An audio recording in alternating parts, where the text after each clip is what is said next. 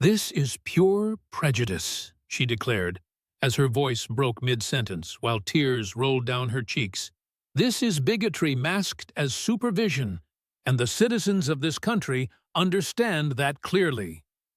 The entire chamber suspended its breathing as Representative Ilhan Omar rose from the testimonial desk within the Rayburn House office building's room 2154, 7 hours into the proceedings.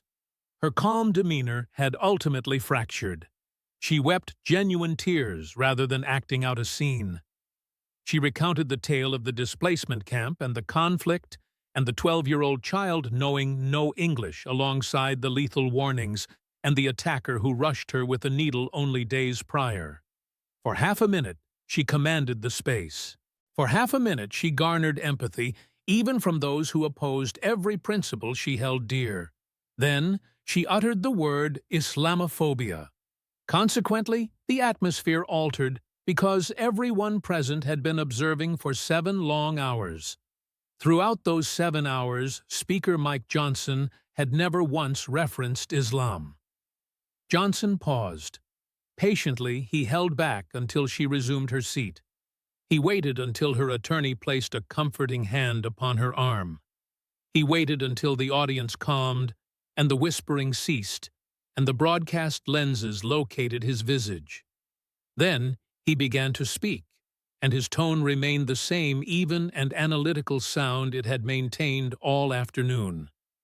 It was the sound of an auditor reviewing a list of figures that failed to balance. "Congresswoman, I have not brought up your faith a single time today. Not even one time, so please review the official record. I have not discussed your ethnicity, nor have I spoken of your headscarf, your migration history, or your origins." He lifted 2 sheets of stationery from the desk, displaying them so the lenses could capture 2 federal financial reporting documents. They were the dullest records in the Capitol, the sort that no person ever bothers to peruse. "I have spoken only of these regarding your files, your statistics, and your autograph." He arranged them next to one another. "This specific form indicates your family assets totaled $158,000.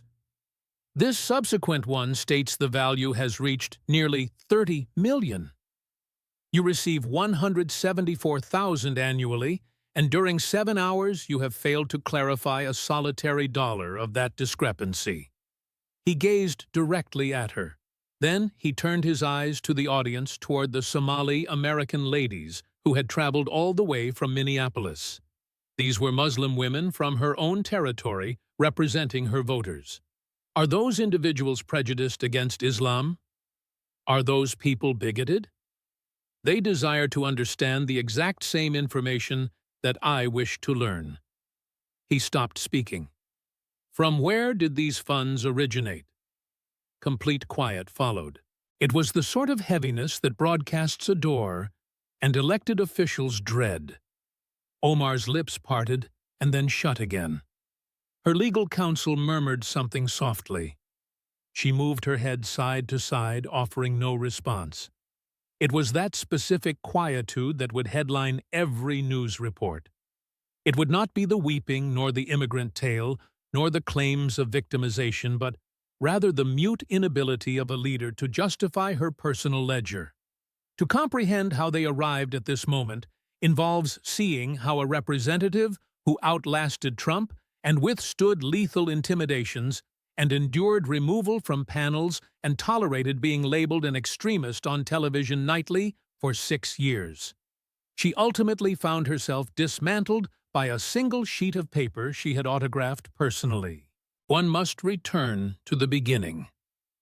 8 hours prior to that morning, Ilhan Omar entered the Capitol, believing she understood what approached, when she actually had no clue that Mike Johnson intended to ignore her persona. He planned instead to recite her financial records. It was shortly past 8 o'clock when she resided in her Longworth suite, examining arguments with her staff. David Brennan, her lawyer, a seasoned lobbyist who billed $800 hourly and had guided 6 legislators through moral inquiries, sat opposite her, holding a notebook filled with predicted queries and practiced replies. It was the typical strategy, Brennan noted. They will inquire regarding the feeding our future situation. You possessed no connection to that matter. They will question the campaign funding. The Commission rejected that grievance in 2021 with a total consensus. They are going to probe your fiscal reports. Every document was submitted correctly. If they press regarding Tim's enterprises, we shall pivot to your spouse's privilege to manage private commerce, devoid of legislative meddling. Omar agreed while swiping across her mobile screen. Her notifications were already inundating the device. Liberal partners were publishing endorsements, and coalition colleagues were tweeting unity. The tag to protect Ilhan was trending upward. The apparatus was functioning. It succeeded invariably. Each assault against her transformed into a donation period, a press circuit, and another section in the saga of an exile who declined to be shattered. "They have been scrutinizing me for many months," she remarked.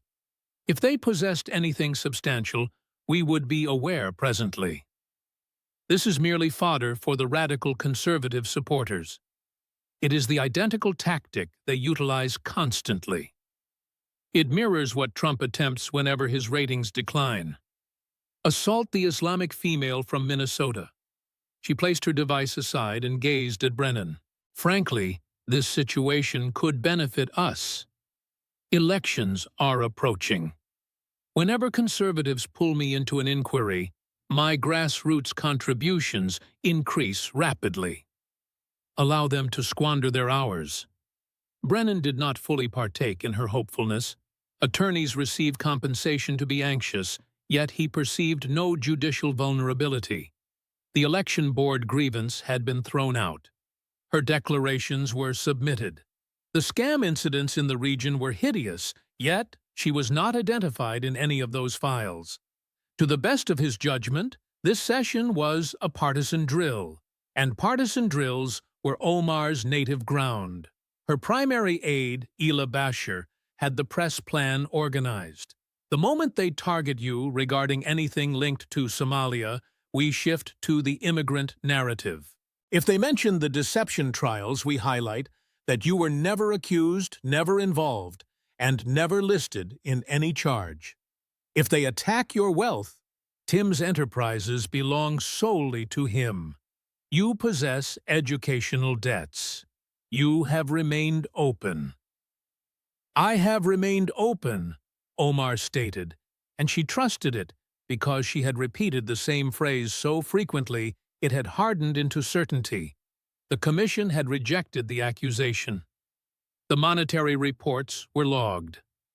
The reality that Tim Manette's firm had expanded from a value of $1 to $25 million in a solitary year was merely successful commerce. The reality that she had declined to reveal his precise equity shares was her privilege. What she failed to realize, and could not have realized, was that 3 streets distant within the leader's suite at the Capitol, Mike Johnson was arranging something she had not foreseen.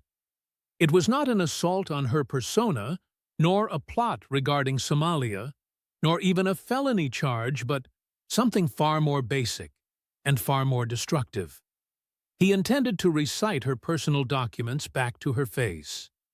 Johnson rested at his workstation alongside Tom Emerson, his lead advisor, a prior federal prosecutor who had dedicated 12 years to litigating civic graft in Virginia. Emerson held a fame for being precise and stern, which rendered him superb at his profession. "Guide me through the order one additional time," Johnson requested. Emerson turned the pages of his summary. "Stage 1 concerns the territory where we define what occurred regarding feeding our future, with millions pilfered and dozens charged and convicted, mostly within her zone. We render it tangible. We recite identities and penalties, and we display the chart. We prove that this did not occur in some theoretical location. It took place in the 5th legislative sector of Minnesota, which she serves. Stage 2 is nearness involving safari land. the donors, and the aide who was found guilty. We demonstrate she was not merely an observer. She was present in the chamber. She recognized these individuals. Stage 3 involves the funds and her fiscal reports, showing the leap from thousands to potentially 30 million, alongside Tim Mynette's ventures, including the payments and the vineyard scam claims and the failed marijuana pact and the sanction freeze. We do not charge her with theft. We simply inquire where the cash originated and observe her failure to respond. Stage 4 uses her own rhetoric. We broadcast the snippets regarding the currency tweet and the Somali address, and the defense calling fraud auditors bigots. We allow her to refute herself using her personal tone. Stage 5 is the barrier. We illustrate the routine. Whenever anyone scrutinized deception in her area, someone screamed bigotry. She magnified that claim. She provided it with validity.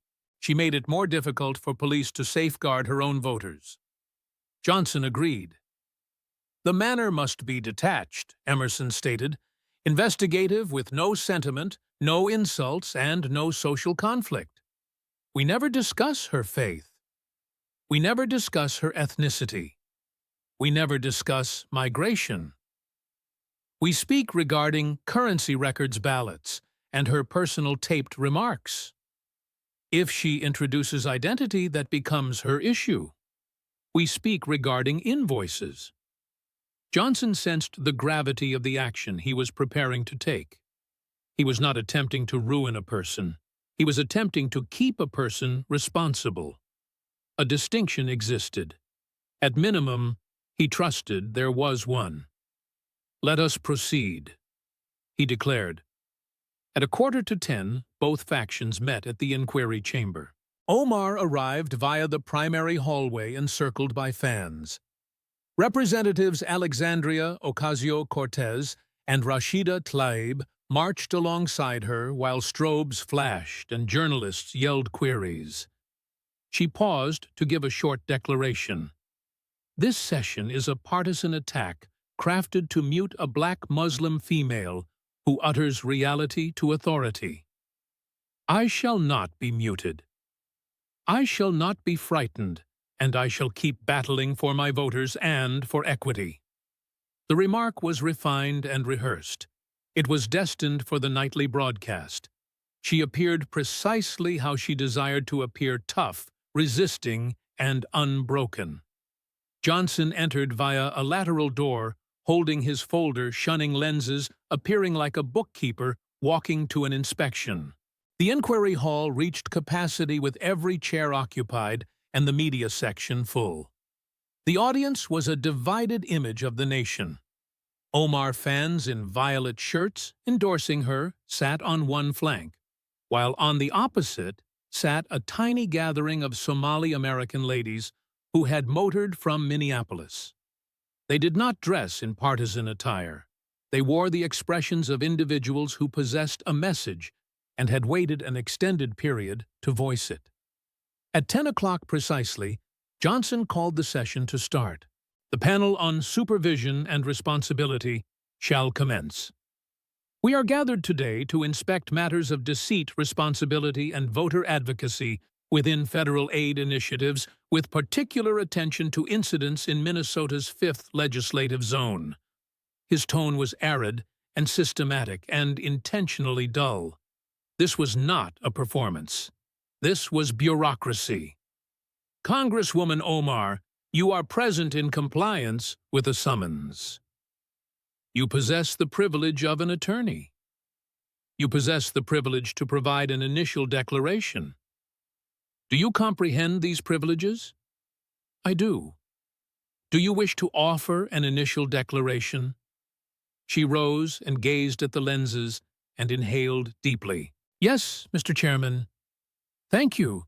And she delivered the address, the one she had practiced about the immigrant tale and the shelter in Kenya and arriving in the States with zero and mastering English and laboring intensely and gaining citizenship and winning office. All of it factual, all of it touching, and all of it unrelated to what was about to occur. "All that I have performed has been to aid my voters," she stated. "I have dedicated my profession to battling for exiles, for newcomers, and for laboring households. I did not perpetrate deception. I was not accused of deception. I was not cited in any charge. This session is a partisan drill crafted to penalize me for my identity and my speech." Her fans cheered. Johnson allowed it to continue for several moments, then silenced them. "Appreciated, Congresswoman. That was a touching remark. Now let us examine the file." He unclasped the folder to the crimson marker. "Let us begin with the events in your territory." Johnson displayed a chart on the monitor behind him showing Minnesota's 5th sector, which encompasses Minneapolis and nearby zones. Upon the chart, crimson points indicated the positions of Feeding Our Future food allocation centers that were subsequently determined to be fake. There existed scores of them, almost entirely gathered within Omar's region. The diagram appeared as if it suffered from an infection. "The Feeding Our Future disgrace," Johnson commenced, "is the most massive plague-era scam in the nation's chronicles. A charity named Feeding Our Future purported to hand out food to minors via the Federal Youth Sustenance Initiative. During the pandemic, when academies were shuttered, the initiative grew vastly.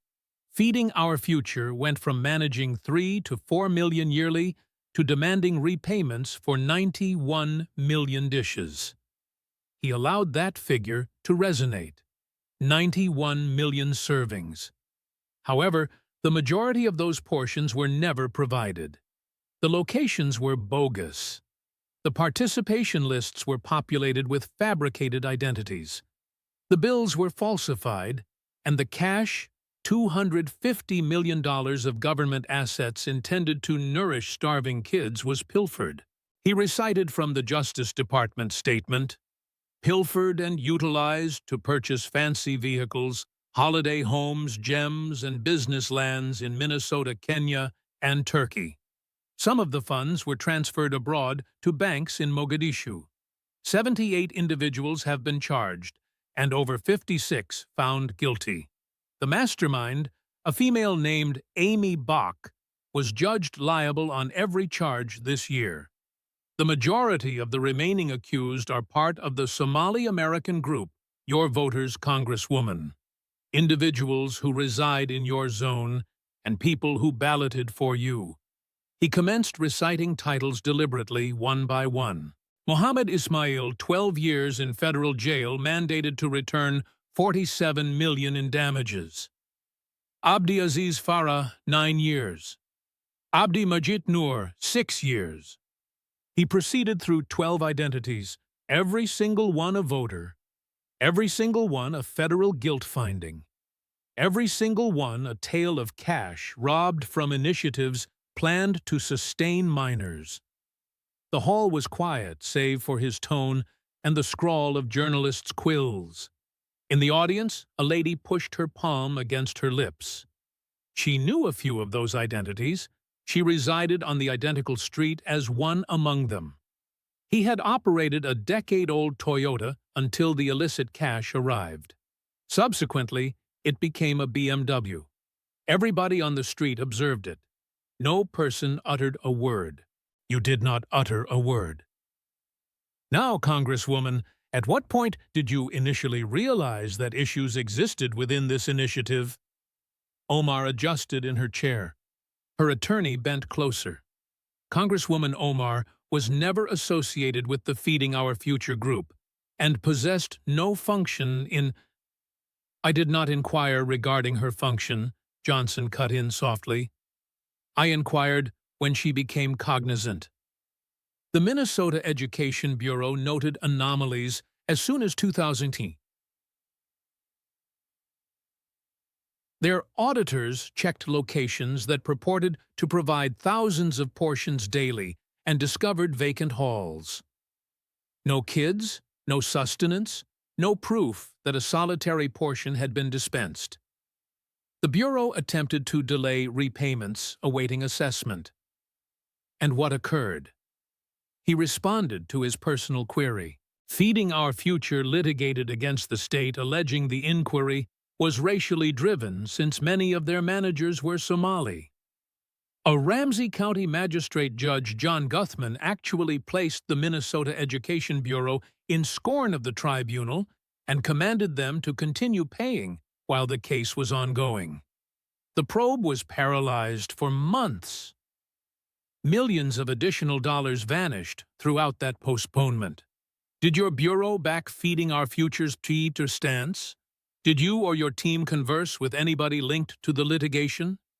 Did you issue any public remarks backing the assertion that the state's supervision was racially driven? Omar began cautiously.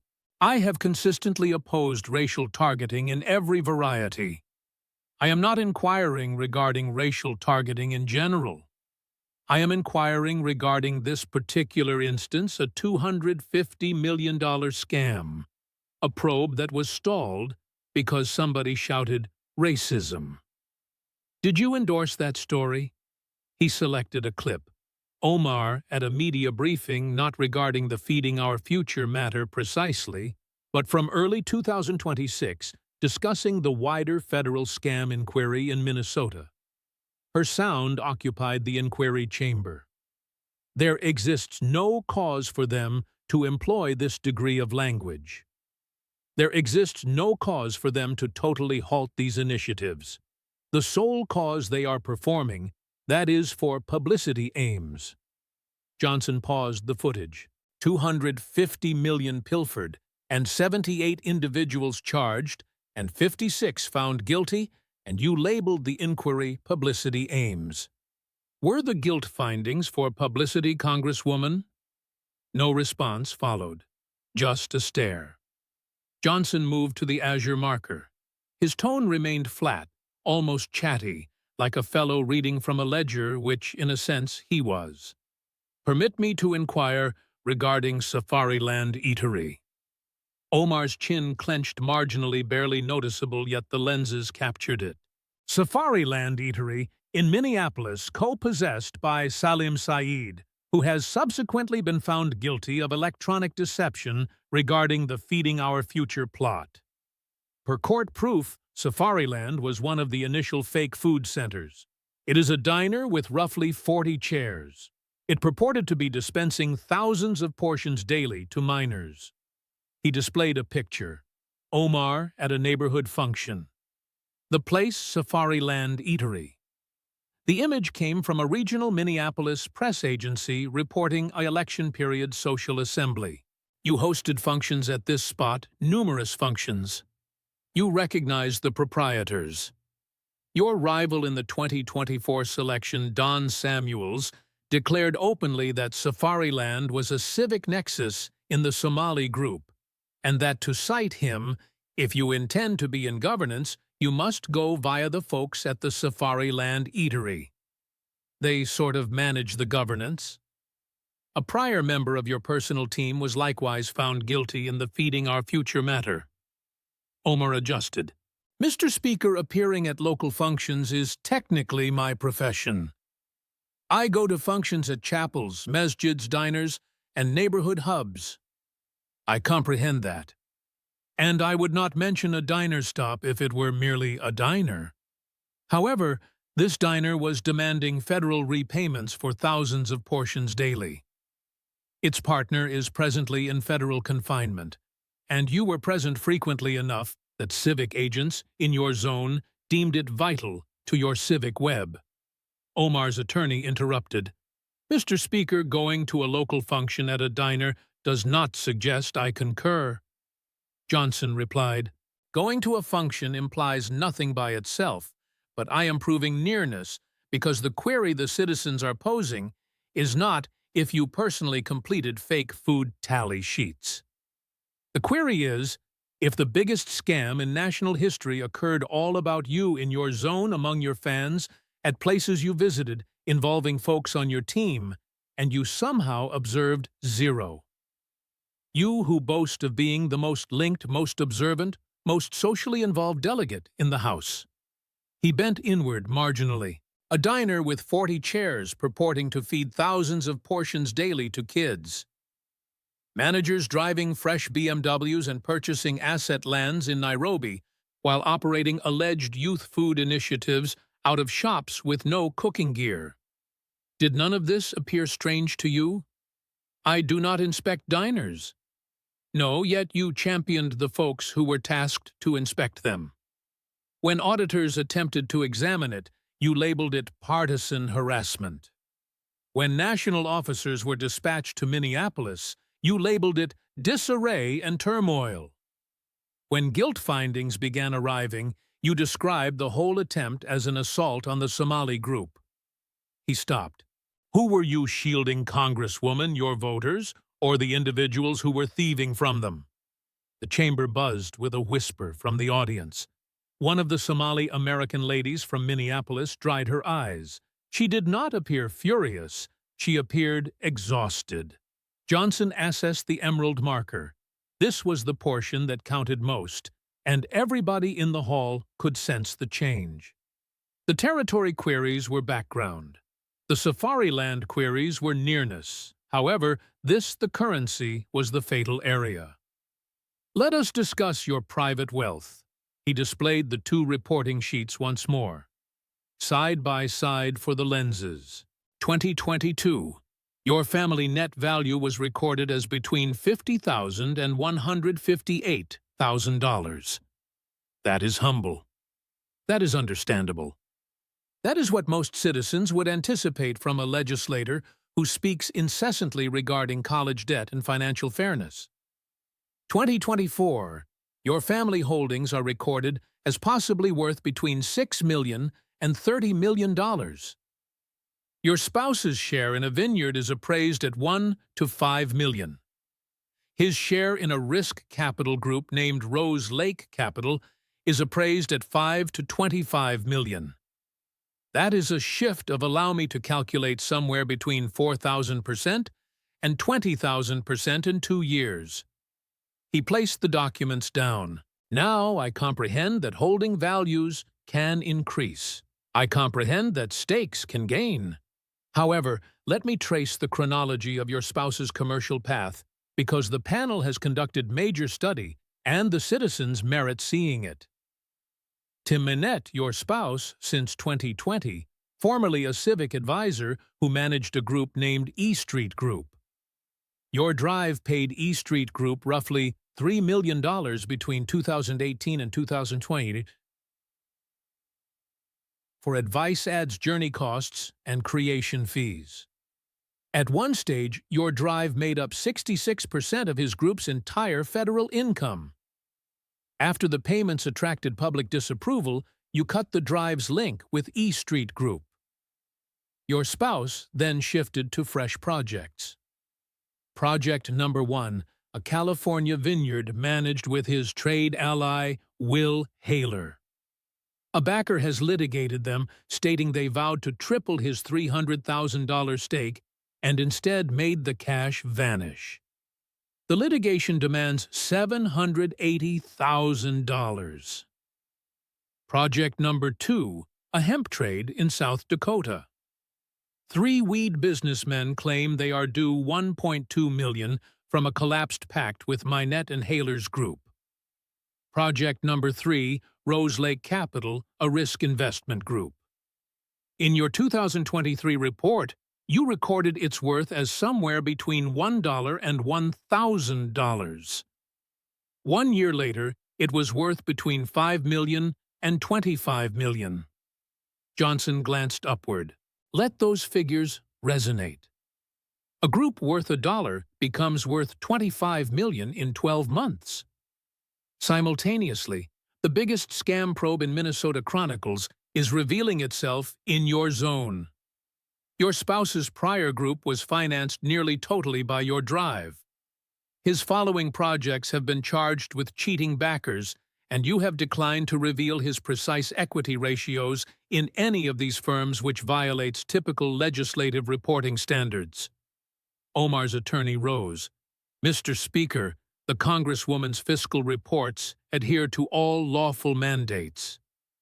The amounts shown depict the entire guessed worth of the entities, not necessarily her spouse's personal portion. Then what constitutes his personal portion? Johnson inquired plainly. Quietness ensued. If the shown amounts depict the entire firm and not his portion, then what is his real portion? 50%, 10%, 1%? Your reports do not state. Legislative customs demand that data. You elected not to supply it. Weiss? Omar talked. Her tone was strained. My spouse is allowed to manage commerce privately. You submit combined revenue forms. His earnings are your earnings. His holdings impact your fiscal concerns. And you sit on panels that ballot on rules impacting funding and commerce. The citizens have a privilege to know whether you possess fiscal clashes. That is not harassment. That is the statute. He extracted one additional paper. I also wish to mention that one of your spouse's firms had assets blocked by the Treasury Department's Bureau of Foreign Assets Control, OVAC. This is the bureau that manages penalty execution, extremist funding, and currency washing. Can you clarify why OFAC was linked with your spouse's firm? Omar's attorney murmured hastily. She moved her head. We are not going to debate ongoing judicial subjects. So there exists an ongoing judicial subject involving OFAC and your spouse's firm. More quietness. The attorney's expression conveyed everything. Johnson leaned rearward. Let me recap. Your drive paid your spouse $3 million.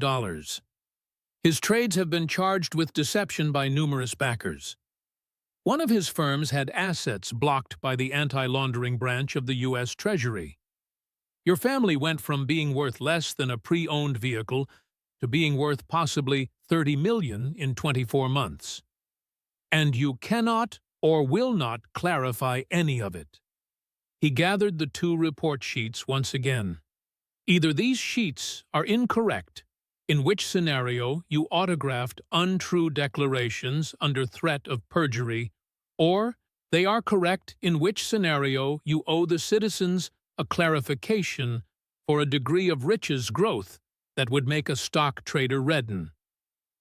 Which is it, Congresswoman? Johnson accessed the amber marker. He did not grab for papers this time. He grabbed for his device. This was the portion constructed on Omar's personal tone, her personal terms broadcast in order to expose a habit she had never been compelled to face. Congresswoman, I wish to run a few snippets. All open archive, all your personal declarations. He hit start. First snippet, February 2019. The post heard around the globe recited aloud since posts lack sound. It is all regarding the Benjamin's baby. Omar's reply to a query regarding why legislators back Israel. The dual-party rebuke that ensued, her own faction's chiefs calling it out. Her regret. Johnson recited the regret. Bias against Jews is actual, and I am thankful for Jewish partners and peers who are teaching me on the hurtful past of biased themes. This is why I totally express regret. He glanced upward. You expressed regret for implying that cash purchases civic allegiance. You stated it was a biased theme to suggest that fiscal concerns steer legislative conduct. Do you stick by that regret? Omar paused. This was a snare, and she could sense it, yet she could not perceive where it shut. Her attorney began to bend close, but she signaled him away. She had managed this one personally. I do. I expressed regret, and I intended it. Fine, I honor that. So the notion that cash generates undue civic sway is in your sight a grave charge, one that should not be tossed about casually. It ought to be formed with proof, not with cliches. Concurred?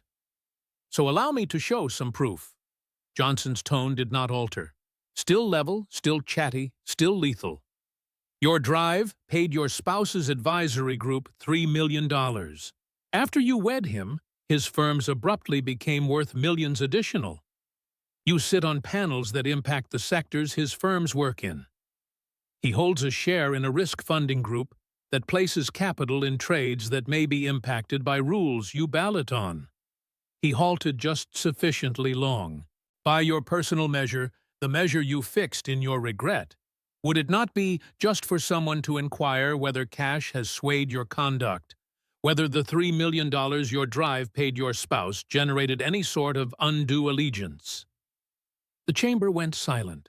Omar gazed at him. That is totally distinct. Why? Because it is you.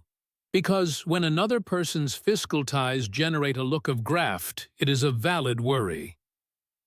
But when it is yours, it is harassment. He did not pause for a response. He shifted to the second snippet. January 27, 2024. The Somali address.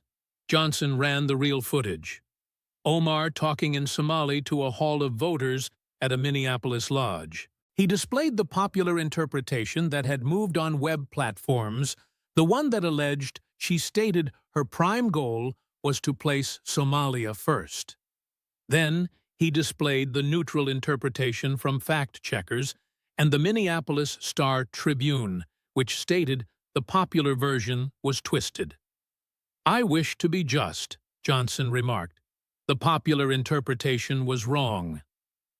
Neutral linguists verified that you were talking regarding the Ethiopia-Somaliland conflict over ocean entry and urging civic action. I am not going to employ a poor interpretation against you. That would be deceitful. Omar noticeably eased for 1 second the quickest spark of comfort. However, that lone term drew the strain back like an arrow cord. You shared an interpretation of your personal address that stated, quote, "While I am in the house, no one will seize Somalia's ocean." You shared that yourself from your personal confirmed profile, not an unfriendly interpretation by your foes. Your personal profile distributing what you deemed a correct digest of your personal terms. He displayed the share on the monitor. Omar's name, the citation, the day. Is that a correct image of what you stated to that hall? I was pushing for my voters' worries regarding a foreign affairs subject. You were vowing your legislative position to a distant nation's land conflict. You did not state, "I shall push for a peaceful fix." You did not state, "I shall bring up this matter via proper routes." You stated, "No one will seize Somalia's ocean while I am in the House." You converted your chair in the United States House into a tool of Somali foreign affairs. And you were pleased enough of that declaration to distribute it yourself. House Majority Whip Tom Emmer, your personal state's conservative whip, labeled those comments shocking and requested a moral probe. Governor Ron DeSantis asked for your removal and exile. Those were excessive responses. I am not asking for your exile. I am posing a plain query. When you informed a hall packed with Somali Americans that while you are in the House, no one will seize Somalia's ocean, were you talking as an American legislator or as an agent of Somalia? He ran the third snippet. January 2026. Omar on Face the Nation discussing the federal scam probe in Minnesota. Her tone again distinct. There exists no cause for them to employ this degree of language. There exists no cause for them to totally halt these initiatives, financing these initiatives. The sole cause they are performing that is for publicity aims. Johnson halted the tape. The chamber was extremely quiet. 250 million pilfered, 78 charges, 56 guilt findings. Kids in your zone went starving since the portions they were meant to get were never dispensed. The cash was used on fancy vehicles and property in Kenya and Turkey. Some of it was sent to Mogadishu, and you labeled the probe publicity. He bent inward. Were the 56 guilt findings for publicity? Were the 12-year jail terms for publicity? Were the kids who did not get nourished merely tools in a conservative publicity drive? Omar began to answer, but Johnson was not done. Allow me to inform you whom your group truly required you to safeguard. He signaled toward the audience. Those ladies right there, they motored from Minneapolis, Somali-American moms whose kids were signed up in these initiatives. Kids who were meant to receive food and did not. One of them noted it to your bureau. Your bureau never replied. A sharp breath from the audience. Then silence. One of the ladies in the audience agreed. She was not acting. She was verifying. Omar gazed at the audience. For the initial moment in the session, something flashed across her visage that was not resistance. It appeared like realization, like she was viewing for the initial moment that the folks she purported to serve were resting in the hall and they were not on her flank. Who were you shielding, Congresswoman? Johnson's tone was low now, nearly tender. When you labeled the auditors bigots, when you labeled the national attendance needless, when you stated it was entirely for publicity, were you safeguarding your voters? Or were you safeguarding the environment that was rendering your family very, very wealthy? He displayed one last schedule on the monitor, basic time-ordered crushing in its lucidity. 2020. State auditors note anomalies in feeding our future. The group charges the state with bigotry. The probe drags. A magistrate holds the state in scorn and commands them to continue paying. 2020 to 2022, scam persists uncontrolled. Another 100 million vanishes. Cash moves abroad. Kids go without food. 2022, FBI strikes. Charges commence. You describe the review as partisan assaults on the Somali group. 2023 guilt findings begin. Your family net worth starts its drastic rise. 2024, your fiscal reports display assets worth possibly $30 million. You decline to clarify the riches. 2025 to 2026, more guilt findings. Federal auditors guess total scam across numerous Minnesota initiatives may extend into the billions. You go on national broadcast and label the probe disarray and turmoil. You state it is for publicity. He aimed at the schedule. Every phase of the path, when someone attempted to halt the flow, the identity card was played by the crooks, by their attorneys, by the groups, and by you. You provided it validity. You provided it a legislative mark of endorsement.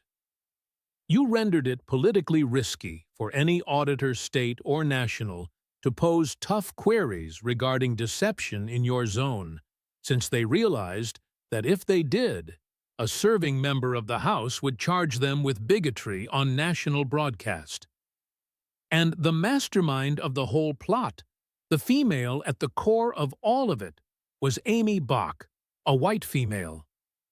Litigators depicted her as utilizing false assertions of bigotry to mute supervision. A collaborative observer labeled her deity because of how much sway she possessed over the web. She armed identity to safeguard graft. And you, Congresswoman, whether you realized it or not, assisted her in doing it. He halted. Let the hall ingest it. Do you comprehend what that achieved?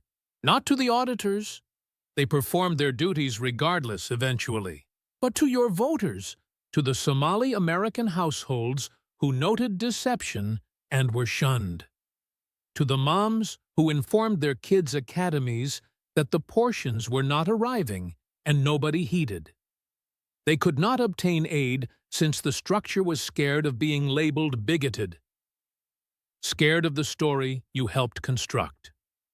This was the section where it was meant to crumble for Johnson. This was the section where Omar was meant to ascend, deliver the address, invoke the full power of her tale, the exile camp, the trek, the American hope, and convert the session into a mobilizing shout. She rose, her tone trembled, but not with frailty, with fury. "I arrived in this nation with zero," she stated. "I escaped conflict. I resided in a shelter for 4 years. I arrived in America as a 12-year-old child who did not know English. I labored. I learned. I became a national. I was picked to speak for my group. And every solitary day since I assumed the role I have been assaulted for being Muslim, for being black, for being birthed in Africa, for donning a headscarf, for venturing to be in this place." The audience was captivated. Even Johnson attended.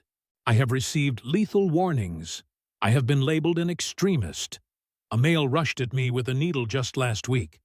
The leader of the United States implied I faked my personal attack. And now you rest here in this panel hall, and you employ my group's agony as an arm against me. You employ the deception that harmed my kin as a device to ruin me." Her tone split. "I did not rob anything.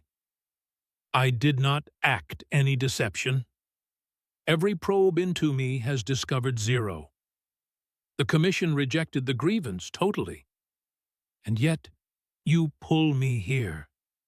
Yet you display my kin's wealth. Yet you doubt my allegiance, since that is what you do to folks who resemble me." She was weeping now, not acting, truly weeping, and for 30 seconds the hall sensed it. The heaviness of her tale, the truth of the dangers, the nastiness of what newcomers in civic life encounter. 30 seconds where she was truly pitiable. Then she committed the error, the one we observed at the start of this narrative. "This is Islamophobia," she stated, drying her eyes. "This is bigotry masked as supervision. And the citizens perceive right past it. And now you realize what occurred subsequently. You heard it at the beginning." Johnson paused, allowed her to sit, allowed the hall to calm. And then he gathered those 2 leaves of stationery, the identical 2 bits of paper he had been clutching all afternoon, the dullest records in the Capitol. And he spoke the terms that would land on every monitor in the nation by 12. "Congresswoman, I have not noted your faith once today. Not once. But hearing it anew in setting after 7 hours of witness after the cash path, and the Safariland images, and the Benjamin snare, and the Somali address broadcast to her, and the schedule of scams she had labeled publicity hearing. It struck differently, weightier, conclusive. I have not noted your ethnicity. I have not noted your headscarf, your migration status, or your origins.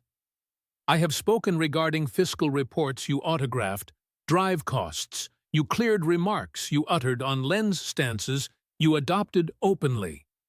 He displayed the 2 report sheets. "These are your records, your statistics, your autograph." If being requested to clarify a 20,000% rise in your net value is Islamophobia, then what do you term it when your personal voters pose the identical query? He rotated to the audience the Somali American ladies. "Are they bigoted against Islam? Are they racist? They are Muslim. They are Somali. They are from your zone, and they desire to know the identical thing I desire to know. From where did the funds originate?" Omar rested. She possessed nothing remaining. The exile tale, which was actual and potent and factual, had been utilized in the incorrect spot, at the incorrect moment, directed at the incorrect charge. Johnson had not doubted her allegiance or her belief. He had doubted her ledger. And the exile tale does not resolve a fiscal report. Johnson aligned his pages. "Let me gather this." He talked straight to the lens now, to the national populace. "Here is what we comprehend. The biggest aid scam in national history, 250 million occurred in Congresswoman Omar's zone. Her main voters were both the prey and in numerous instances, the culprits. Federal and state auditors attempted to inspect it. Each moment they did, they were charged with bigotry. Congresswoman Omar magnified that charge. She labeled the probes partisan harassment. She labeled them publicity. While this was occurring, her family riches burst. Your drive had paid your spouse $3 million. His following trades have been charged with cheating backers. One had assets blocked by the Treasury Department's Anti-Laundering Bureau. Their joint holdings went from $158,000 to possibly $30 million in 24 months. She declines to reveal her spouse's precise equity shares. She declines to clarify the riches. I am not charging Congresswoman Omar with deception. That is for the Justice Department to decide. I am stating that the citizens merit replies, and today in 7 hours of witness, she has not supplied a solitary one. He gathered a ready declaration. Resting on the proof shown, this panel issues the subsequent motions. First, to the Justice Department for check of the correctness of Congresswoman Omar's fiscal reports and possible clashes of interest. Second, to the House Morals Panel for neglect to adhere to reporting customs regarding marital trade concerns. Third, to the Tax Service for scan of combined tax submissions in view of the gap between noted earnings and asset rise. Fourth, to the Intelligence Director's Bureau for scan of Congresswoman Omar's safety permit, awaiting the result of these probes. Each motion landed like a seal on a record. Governmental formal crushing. Congresswoman Omar, Johnson stated, you are not being charged with anything today. However, you are being requested to answer queries you have declined to answer, and the citizens will derive their personal judgments from your denial. He shut his folder. This session is finished. He rose. The panel members rose. They walked out. No theater, no yelling, no dramatic declarations. They departed the manner auditors depart, a review silently having performed the calculation. Omar rested at the witness desk. Her attorney was speaking to her, yet she did not appear to listen to him. The lenses were still recording. Her fans in the audience were singing something, but it seemed distant, like sound from another chamber. The Somali-American ladies from Minneapolis were already strolling out. They did not gaze at her. She had arrived in the session as a sign of newcomer grit. She was exiting as a female who could not clarify her personal ledger. The snippets went popular within moments. Not the touching parts, not the exile address, not the charges of Islamophobia. The snippets that moved were dull, crushing but dull. A comparison of two fiscal report sheets, 158,000 versus 30 million on a 174,000 wage. That was the post. That was the clip. That was the banner on every press page by dusk. The New York Times printed it directly. Omar's session prompts unmet queries regarding riches. The Washington Post. From 158,000 to 30 million, Omar's fiscal reports under review. Even sources partial to her could not shun the calculation, since calculation lacks a civic faction. Liberal partners attempted the standard shields. AOC labeled it a hunt. Tlaib labeled it Islamophobia. However, the issue was that Johnson had not noted Islam, had not noted ethnicity, had not noted Somalia, save in the setting of a scam plot, with 56 federal guilt findings. He had spoken regarding digits on sheets she had autographed personally. The shields did not adhere because they were directed at assaults that had not been launched. The surveys shifted not wildly. Citizens do not alter their views regarding leaders instantly. Yet the query rooted itself from where did the funds originate? And it was the sort of query that does not vanish since there exists no pleasing reply. If the cash is lawful, display the proofs. If the proofs are confidential, clarify why. If you cannot clarify why, folks will complete the voids themselves. In Minneapolis, the Somali-American group reaction was complex. It was not the solid shield Omar had relied upon. Some folks gathered behind her. Others were more silent. A neighborhood cleric delivered a Friday lesson regarding responsibility that did not cite Omar, but did not have to. When someone purports to talk for us, he stated, we possess the privilege to inquire, are they talking for us or for themselves? The ladies who had attended the session granted a talk to a regional channel. One of them, a medic named Halima, stated something that sliced further than anything Johnson had stated in the inquiry hall. I arrived in America as an exile exactly like her. I labor 60 hours a week. I remit my levies. I obey the statute. And when folks in our group robbed cash that was meant to nourish our kids, she labeled the auditors bigots. She did not safeguard us, she safeguarded them. And now she is worth $30 million, and I am still settling my girls' academy food debt. Another lady, Sarah, a petite shopkeeper who managed a lawful market, noted, we are not a buffer. Our persona is not a legal counsel. When someone robs from our kids and then conceals behind our suffering, that is not advocacy. That is abuse. It was not fury in their tones, it was fatigue. The fatigue of newcomers who abided by the laws, observing someone who at least gazed elsewhere, while others violated them, and then labeling every query regarding it intolerance. They had not traveled to the capital to ruin Ilhan Omar.